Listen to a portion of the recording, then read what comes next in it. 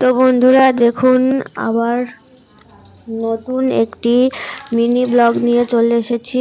ভাজছি পাটা মাছ আর রান্না করব রিঠে মাছ। তো রিঠে মাছ কারা কারা খেয়েছেন কমেন্টে জানাবেন। আর এই মাছটা খেতে খুব টেস্টি, মাছের দামও আছে।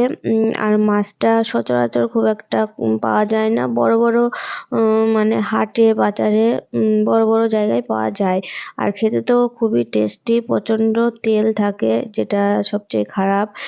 আর এখানে আমি সন্ধেবেলা চলে এসেছি মেলায়, বারোদলের মেলায়। সেখানে গোপাল ভাঁড় সেজে বিরিয়ানির দোকানের সেল করছে। আর এখানে আমি দাঁড়িয়ে রয়েছি, লাইন দিয়েছি পাঁশকুড়ার চপ খাবো বলে। তবে আমি খাচ্ছিলাম না, আপনাদের দাদাভাই বলল যে একটা খাও করে জোর করে পাঁশকুড়ার চপ দিল। ও দুটো নিয়েছিল, তো খেলাম একটা, যা হয় হবে।